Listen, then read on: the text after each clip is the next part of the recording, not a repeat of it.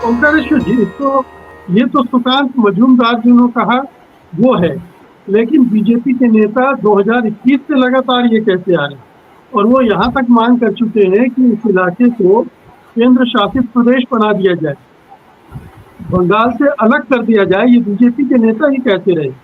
BJP का official stand भले ही ना हो, लेकिन बीजेपी के नेता लगातार ये बातें करते रहे हैं। तो क्या बीजेपी को अपनी हैसियत समझ में आ गई है, अपनी कीमत समझ में आ गई कि हम नॉर्थ बंगाल को ही अगर अपने ग्रिप में बनाए रखें तो ही हमारा भला है, हम यही काफी है। मुकेश जी, अगर ऐसे किसी थॉट प्रोसेस पे बीजेपी चलती है तो मणिपुर के बाद ये दूसरी बड़ी गलती करेंगे। ये मणिपुर में तो उन्होंने कोई प्रैक्टिकल डिवीजन नहीं किया है, लेकिन बिना डिवीजन किए ही वहां पूरा स्टेट डिवाइड हो गया है और इतना डिवाइड हो गया है कि अब उसको यूनाइट करना मुश्किल होगा। कितना समय लगेगा कुकी और मैतेई समुदायों को आपस में लाना, उनके बीच अविश्वास की खाई कितनी गहरी हो चुकी है। यही समस्या होगी। बंगाली लोग विभाजन को नफरत की दृष्टि से देखते हैं क्योंकि वो विभाजन का दंश भुगत चुके हैं। पूर्वी बंगाल, पश्चिमी बंगाल, उसका सबसे बड़ा दंश जो है वो वेस्ट बंगाल ने झेला है। नॉर्थ बंगाल उसका पार्ट है। तो बंगाली समुदाय इसको स्वीकार नहीं करेगा। ये किसके कहने पे कर रहे हैं, क्या सर्वे है, क्या सोच है, इसके पीछे क्या करना चाहते हैं? अगर पिछड़ापन की बात है तो मैं मानता हूं जो नीरेन जी ने कहा, बिल्कुल सही कहा कि पश्चिम बंगाल के जो 2-3 इलाके हैं, जो उसमें चाहे वो उत्तर बंगाल, दक्षिण बंगाल का इलाका हो या वो, उसकी तुलना में ये नॉर्थ बंगाल पिछड़ा हुआ है, आर्थिक रूप से पिछड़ा हुआ है। ये जो सिलीगुड़ी के ऊपर जो दार्जिलिंग और इसका जो थोड़ा सा पहाड़ी इलाका है, ये थोड़ा सा बेटर है। वो मेन वेस्ट बंगाल के आसपास उसका इकोनॉमिक कंडीशन है, लेकिन नॉर्थ बंगाल पिछड़ा हुआ है। लेकिन सवाल ये है कि क्या यही इलाका देश का एक पिछड़ा है या दूसरे और रीजन है? क्या इसके स्ट्रेटेजिक इंपॉर्टेंस को आप समझ रहे हैं और स्ट्रेटेजिक दृष्टि से आप इसको अपने कंट्रोल में लेना चाहते हैं, यूटी बनाना चाहते हैं या कुछ और करना चाहते हैं? ये जो बात हो रही है इसमें पहले स्पष्टता होनी चाहिए, क्योंकि वहां जो डिमांड है सेपरेट स्टेट की, वो बहुत पहले से उठती रही है।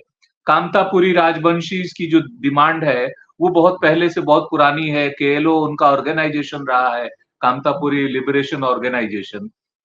मैं जब पूर्वोत्तर में था 90s के आसपास, तब भी हमें इसकी आवाज सुनाई देती थी, लेकिन तब भी इसको किसी ने भी पूर्वी उसमें गंभीरता से नहीं लिया। आज जब ये करने जाएंगे तो इसमें तो आपको फायदा नहीं ही होगा कोई खास, क्योंकि आप ये मान के चल रहे हैं कि ये जो नॉर्थ बंगाल का इलाका है इसमें 65% हिंदूज हैं, 30% मुस्लिम्स हैं और बाकी अलग अलग हैं। लेकिन ये 65% हिंदूज इतने आपके साथ नहीं है, बीजेपी के साथ नहीं है। वो सेकुलर हिंदूज भी हैं, वो दूसरी पार्टियों के साथ, वो लेफ्ट को भी सपोर्ट करते रहे हैं, तृणमूल को भी करते हैं। और आप ये भी याद रखिए कि जो बंगाल का हिंदू समाज है वो एक समाज नहीं है। वो कई सेक्टर जो सेक्टेरियंस जो होते हैं, वो अलग अलग सत्रों में, अलग अलग मठों में, अलग अलग गुरुओं के बीच में बटा हुआ है और उनके सबके सब अपने अपने इन्फ्लुएंस हैं, उनके इलाके हैं। तो ये मान लेना कि हमने सीएए लागू किया, वहां कुछ उसका प्रभाव मिल जाएगा और बाकी के हिंदूज हमारे साथ आ जाएंगे, तो ये सोच बिल्कुल गलत है। क्योंकि पश्चिम बंगाल ने पूरी तरह से ये धार्मिक आधार पर राजनीति को पहले भी अस्वीकार किया है। बीच में जो थोड़ी सीटें आ गई थी, वो उससे बीजेपी को लगा 77 सीट्स आई थी पिछले विधानसभा चुनाव में, उसमें भी काफी कम हो गई हैं, क्योंकि 10-12 सीटें जो है, 10-12 एमएलए वापस जा चुके हैं तृणमूल कांग्रेस में। आपको याद होगा कि ये सीटें कई रीजन से आई। कुछ तृणमूल से लिए गए एमएलए, कुछ कांग्रेस से लिए गए, कुछ इधर उधर से और किए गए, और कई प्रकार के कारणों से आए। और उस समय थोड़ा सा एक प्रो मोदी हवा जैसी जो चल रही थी, उसका भी थोड़ा असर हुआ। आज आप देखिए कि लोकसभा में क्या हुआ।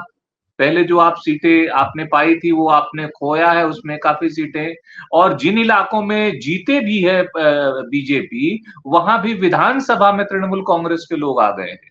तो मुझे ये लगता है कि ये एक तरह से बैकफायर करेगा, इस तरह का कोई स्टेप उठाएंगे तो बीजेपी के लिए इससे नुकसानदेह होगा, कोई फायदा नहीं होने वाला है। जी। जी।